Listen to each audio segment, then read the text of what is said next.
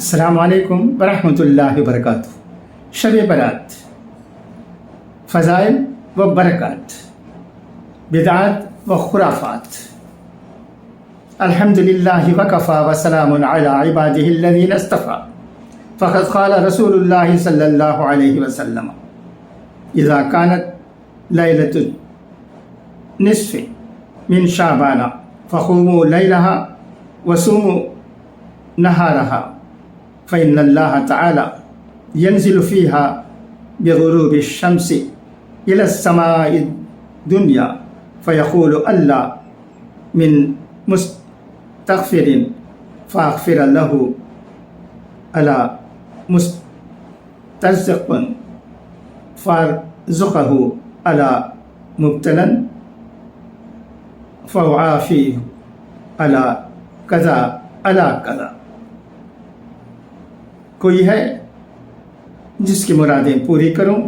बुज़ुर्गान मोहतरम, ये एक हदीस है। इस हदीस में हुज़ूर अकरम सल्लल्लाहु अलैहि वसल्लम ने माह शाबान की 15वीं रात यानी शब बरात की फजीलत बयान फरमाई है।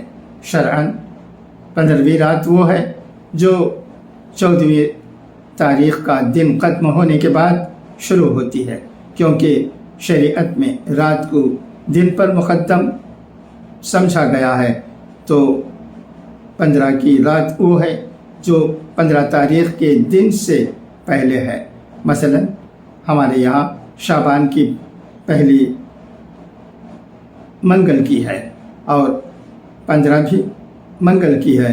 तो 15वीं रात वो है जो पीर का दिन गुज़रने पर शुरू होगी। इस रात के मुताल्लिक़ हुज़ूर अकरम सल्लल्लाहु अलैहि वसल्लम फरमाते हैं, जब शाबान की 15वीं रात आती है तो उस रात में बेदार रहकर इबादत करो और उसके दिन में रोज़ा रखो, क्योंकि अल्लाह ताला इस महीने की 15वीं रात में गुरूब आफ्ताब ही से आसमान दुनिया की तरफ नुज़ूल फरमाते हैं और अपने बंदों से पूछते हैं, क्या कोई है मग़फ़िरत का चाहने वाला कि मैं उसकी मग़फ़िरत करूं? क्या कोई रोज़ी मांगने वाला है कि मैं उसको रोज़ी दूं? क्या कोई बीमार आफ़ियत मांगने वाला है कि मैं उसको आफ़ियत दूं? इसी तरह बहुत से उमूर के मुतअल्लिक़ पूछते रहते हैं कि क्या कोई ऐसा है, क्या कोई ऐसा है कि मैं रात भर में उसकी मुरादें पूरी करूं। सुबह सादिक़ तक यही रहमत का दरिया बहता रहता है। सुबहान अल्लाह, इस रात की कितनी बड़ी फजीलत है।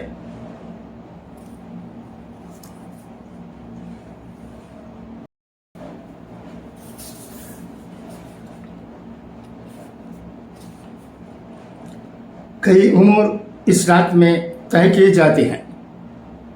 एक हदीस में है, हुज़ूर अकरम सल्लल्लाहु अलैहि वसल्लम फरमाते हैं कि शाबान की 15वीं रात में बंदों के अमाल बुलंद किए जाते हैं, यानी कबूल किए जाते हैं। और एक हदीस में है कि फ़ीहा तुक़स्समु अर्ज़ाक़ुकुम, यानी इस रात में तुम्हारे रिज़्क़ बांटे जाते हैं। और इसमें ये भी होता है कि कौन लोग इस साल के अंदर पैदा होने वाले हैं और कौन लोग इस साल मरने वाले हैं। उनके नाम फरिश्तों को बता दिए जाते हैं। और एक हदीस में है कि नबी करीम सल्लल्लाहु अलैहि वसल्लम फरमाते हैं कि शब बरात में मग़फ़िरत चाहने वाले सब गुनहगारों की मग़फ़िरत हो जाती है, सिवाय मुशरिक और मशाहिन की, यानी वो आदमी जिसके दिल में कीना हो, उसकी मग़फ़िरत नहीं होती। अल्लाह अल्लाह, कीना कितनी बुरी चीज़ है कि उसको शिर्क के साथ जमा किया गया है। यानी जिस तरह मुशरिक की मग़फ़िरत इस रात में नहीं होती, इसी तरह कीना की भी मग़फ़िरत नहीं होती। अब तो मुसलमानों में कीना बहुत ही बढ़ गया है। कीना एक मुहलिक बीमारी है। दोस्तों, इस मर्ज़ से बचना चाहिए और शब बरात से पहले ہر شخص کو اپنے دل میں سے مسلمانوں کی طرف سے کینہ نکال دینا چاہیے، کیونکہ کینہ یہ بہت ہی مہلک مرض ہے جو ایک مومن و مسلمان کو اللہ کی ناراضگی اور جہنم کی طرف بہت تیزی سے لے جاتا ہے، ورنہ اس کی مغفرت نہیں ہوگی۔ حالانکہ اس رات کے متعلق حدیث میں ہے کہ نبی کریم صلی اللہ علیہ وسلم فرماتے ہیں، شب برات میں حق تعالی شانہ قبیلہ بنی کلب کی بکریوں کے بالوں کی گنتی سے زیادہ لوگوں کی مغفرت فرماتے ہیں۔ بنی کلب عرب کے ایک قبیلے کا نام ہے جن میں بکریاں بہت تھیں۔ اول تو بکریوں کی کثرت اور پھر ان کے بالوں کی کثرت اور پھر اس سے بھی زیادہ کو ملاحظہ فرمائیے کہ شب برات میں اللہ تعالیٰ کی رحمت کس قدر متوجہ ہوتی ہے۔ تو میرے دوستوں اور بزرگوں، غور فرمائیے، ہم اتنی بڑی دولت سے محروم ہیں، غرض ان احادیث سے شب برات کی فضیلت بخوبی ثابت ہو گئی۔ تو حضور اکرم صلی اللہ علیہ وسلم نے احادیث میں شب برات کی ان فضیلتوں کو بیان کر کے ارشاد فرماتے ہیں، قوموا لیلہا، یعنی شعبان کی 15ویں رات میں بیدار رہ کر عبادت کرو، ایک ایک لمحے کی قدر کریں۔ دوستو، وقت کو ضائع کیے بغیر ایک ایک لمحے کی قدر کر لیں، خاص کر ایسی شب کی جس کا بیان ہو رہا ہے۔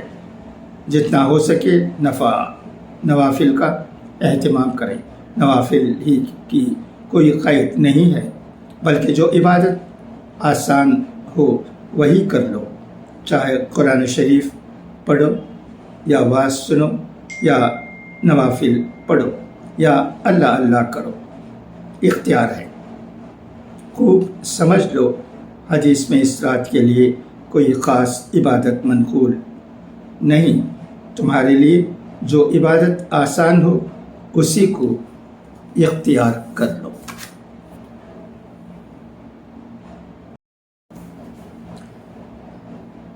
نیند کو دفع کرنے کی چند تدبیریں۔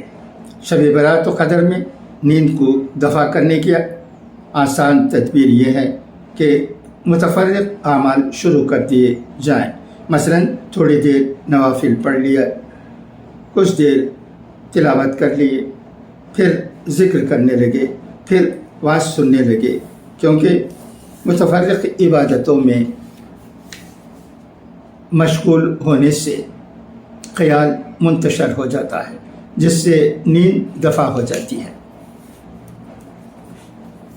پھر جاگنا آسان ہو جاتا ہے۔ حدیث میں آتا ہے کہ شعبان المعظم کی 15ویں رات میں حضور اکرم صلی اللہ علیہ وسلم مدینہ منورہ کے قبرستان میں تشریف لے گئے اور وہاں کے مردوں کے لیے آپ صلی اللہ علیہ وسلم نے مغفرت کی دعا فرمائی۔ لہٰذا اس رات مردوں کے لیے دعائے مغفرت کرنا بھی مستحب ہے۔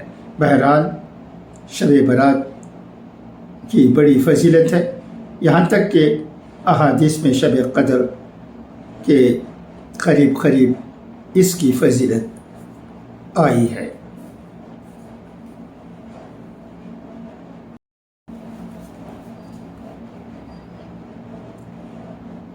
اس رات کی چند خرافات۔ مگر آج کل لوگوں نے اس رات کی برکات کو چھوڑ کر بیہودہ حرکات اختیار کر رکھی ہیں، جیسے آتش بازی ہے جو بڑی خطرے کی چیز ہے۔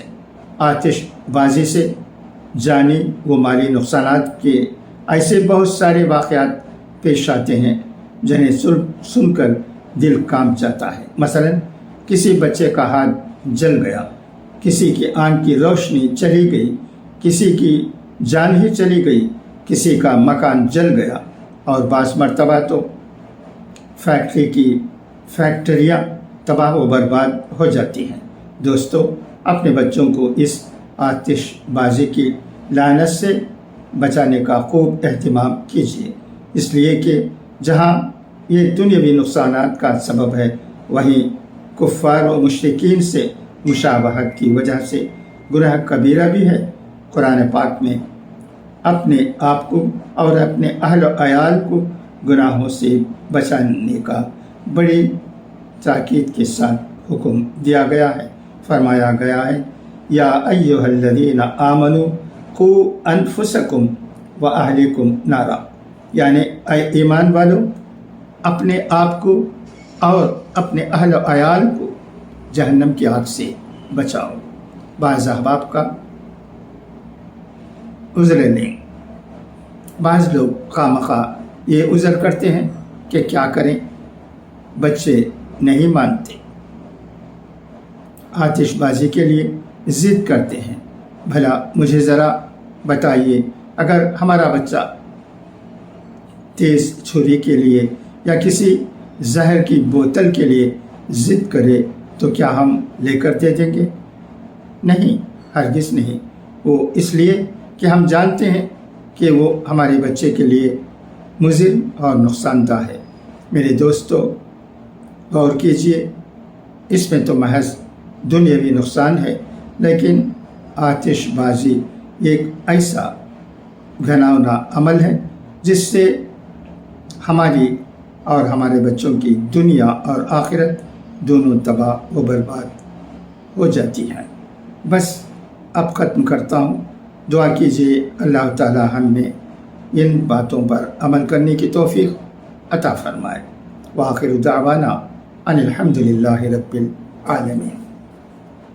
ये रहा मरहूम हज़रत हाफिज़ मोहम्मद उस्मान साहब रहमतुल्लाहि अलैह का एक जुम्मे के दिन आम्बूर की चौक मस्जिद में दिया हुआ बयान।